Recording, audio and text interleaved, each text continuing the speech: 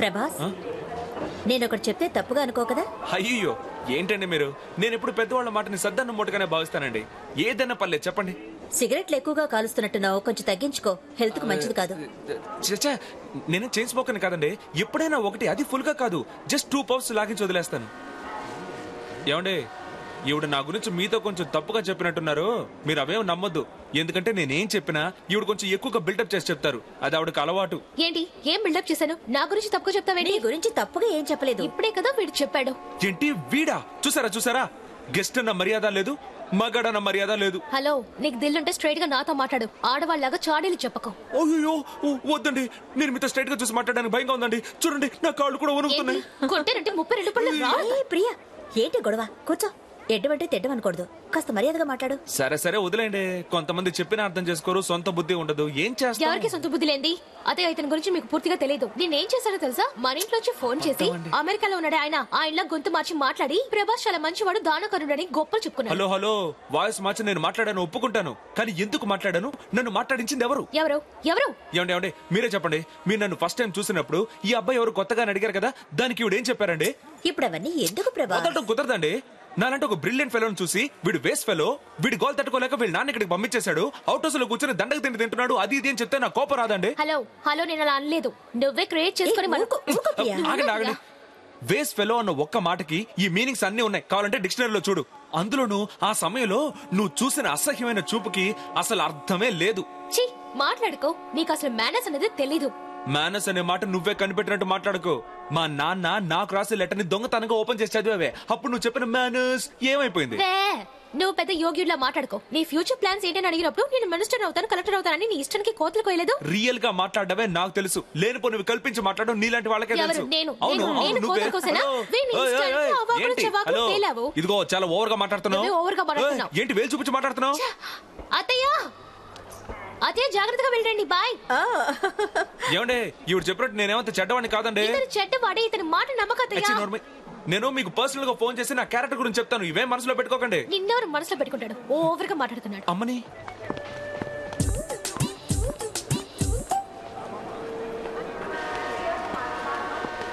Hello sir, ticket. అదే ఆవిడ ఇచ్చి వెళ్ళింది కదా. ఆవిడ టికెట్ ఇచ్చింది, నీ టికెట్. ప్రియా, టికెట్ ఇచ్చి వెళ్ళు. ఎవరు నువ్వు? అమ్మని ఇలా చూడు ప్రియా, మన గొడవ ఇంటికి వెళ్ళి తేల్చుకుందాం, అందుకని ఇక్కడ పక్క తీర్చుకోవద్దు. హలో, మీ సమస్య ఇంటికి వెళ్ళి తేల్చుకోండి, ముందు టికెట్ ఇవ్వండి. సార్, నేను తను వాళ్ళ అత్తకి సెండ్ ఆఫ్ ఇవ్వడానికి కలిసే వచ్చాం సార్. ట్రైన్ ఎక్కించి పంపించేలోగా ఒక చిన్న గొడవ, అందుకని పక్క తీర్చుకుంటుంది సార్. ఏమయ్యా, నీ సోది వినడానికి గవర్నమెంట్ మాకు ఈ ఉద్యోగం ఇచ్చింది, ముందు టికెట్ ఇవ్వయ్యా. సార్, భలే జోక్ చేస్తున్నారు సార్. ఏంటి అట్లా? అదే చేతిలో ఇన్ని టికెట్స్ ఉన్నాయి కదా, నా టికెట్ లేకపోతే ఏంటంట? వితౌట్ అన్నమాట. 500 జరిమానా, 6 నెలలు జైలు. సార్, నన్ను మీ అబ్బాయిగా భావించి నన్ను వదిలేయండి సార్. నీలాంటి వితౌట్ కొడుకు నాకు అవసరం లేదయ్యా. టీకే సార్, ఇది లంచం అనుకోకుండా గిఫ్ట్ గా తీసుకోండి సార్. వద్దు సార్, తీసుకోండి సార్. వద్దు సార్, తీసుకోండి సార్. వద్దు. ఓ ఓకే, అర్థం చేసుకోవాలయ్యా. జాగ్రత్త, ప్లాట్ఫామ్ టికెట్ తీసుకున్నావా? నేను ఎప్పుడు ట్రైన్ కే టికెట్ తీసుకోనయా. వారిని ట్రైన్ లో టికెట్ తీసుకోవాలని వదిలేస్తున్నారు, ప్లాట్ఫామ్ టికెట్ తీసుకున్న వాళ్ళని పట్టుకుంటున్నారు. చెయ్యాల్సిందంతా చేసి నవ్వుతున్నావు కదా. ఒక టికెట్ తీసుకుంటే ఫ్యామిలీ మొత్తాన్ని వదిలేస్తారనుకున్నావా? ఒక్కొక్కరికి ఒక్కో టికెట్ తీసుకోవాలి. అది నీ టికెట్ అమ్ముడు, మరి నాకు ఇది నీ టికెటే. Ticket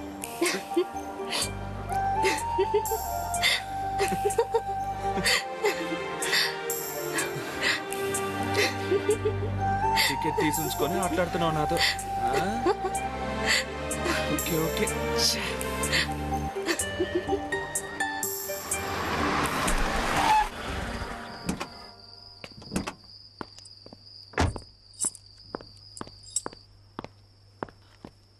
uncle key.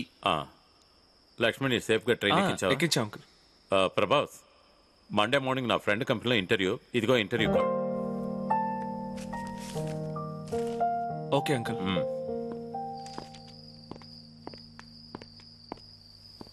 ప్రభాస్,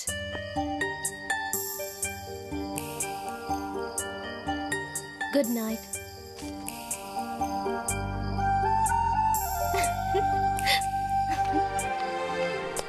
ఈ గుడ్ నైట్ లో ఏం గొడవ ఉందో ఏం తిరకాసుందో తెలియట్లేదే. చూసుకుందాంలే.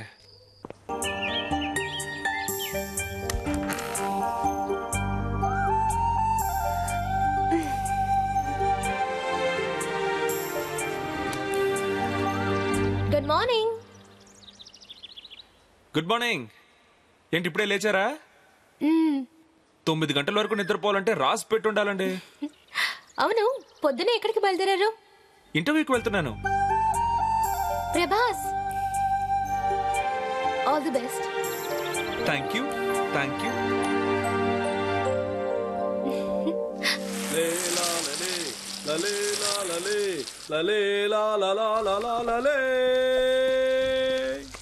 ప్రభాస్ అంకల్ ఇంటర్వ్యూకి వెళ్ళారే, ఏమైంది? ఆ ట్రాజడీని ఎందుకు అడుగుతావు పప్పి? ఏంటి బాబు, క్వశ్చన్స్ సరిగ్గా ఇంటికి పంపించారా? రే కట్టబొమ్మా, నా జీవితంలోని సంతోషం మొత్తానికి స్పీడ్ బ్రేకర్ వేశారా. కొంచెం అర్థమయ్యేది చెప్పు బాబు. ఉద్యోగం దొరికింది. ఇక్కడ 6 నెలలు ట్రైనింగ్, తర్వాత అమెరికాలో ఉద్యోగం అట. అమెరికాలోనే కదయ్యా ఉద్యోగం దొరికింది. ఏదో నక్సలైట్ ఏరియాలో దొరికినట్టు బాధపడతావేంటి?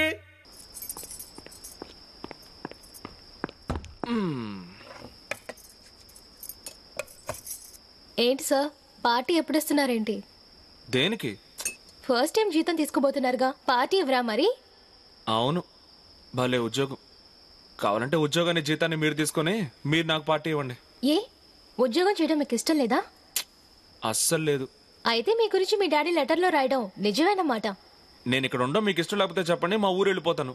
అక్కడ 10 ఎకరాల పొలం ఉంది, ట్రాక్టర్ ఉంది, దున్నుకుని బతికేస్తాను.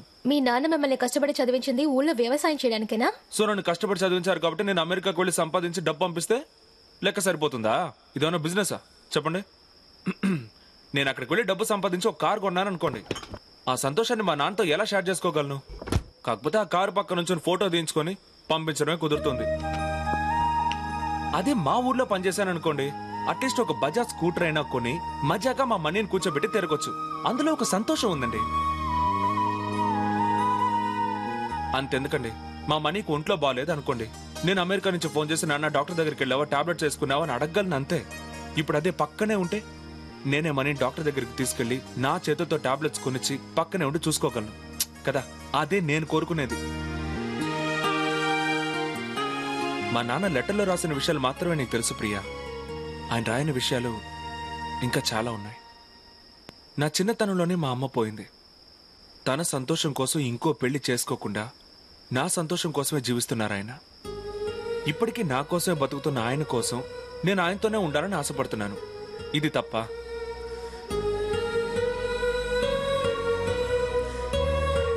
నా జీవితం అంతా ఉదయం అంతా పొలంలో పనిచేసి సాయంత్రం అయితే ఫ్రెండ్స్తో ఆడుకుంటూ శాంతి థియేటర్లోనూ సురేష్ థియేటర్లోనూ మా గురువు గారి సినిమా చూసి సాయంత్రం ఇంటికి వచ్చి నాన్న చేత తిట్లు తింటూ భోంచేసి ఆయన ఊళ్ళోనే తలపెట్టుకుని నిద్రపోయే జీవితం నాకు చాలు. ఇందులో ఉన్న సంతోషం ప్రపంచంలో ఏ మూలకు వెళ్ళి ఒంటరిగా ఉన్నా దొరకదు. నీకు నా ఫీలింగ్స్ అర్థం కావు ప్రియా. ఎందుకంటే రేపు నీ పెళ్లి అవగానే 20 ఏళ్లు పెంచి పెద్ద చేసిన అమ్మ నాన్న, తోడబుట్టిన వాళ్ళు, నీతో చదువుకున్న వాళ్ళు అందరినీ టోటల్గా మర్చిపోయి భర్తే సర్వస్వం అనుకుని వెళ్ళడం నీకొకవేళ ఈజీగా ఉండొచ్చు, నాకు చాలా కష్టం. నీకు సర్వస్వం నీ భర్త అయితే నాకు సర్వస్వం మా నాన్న. Good night.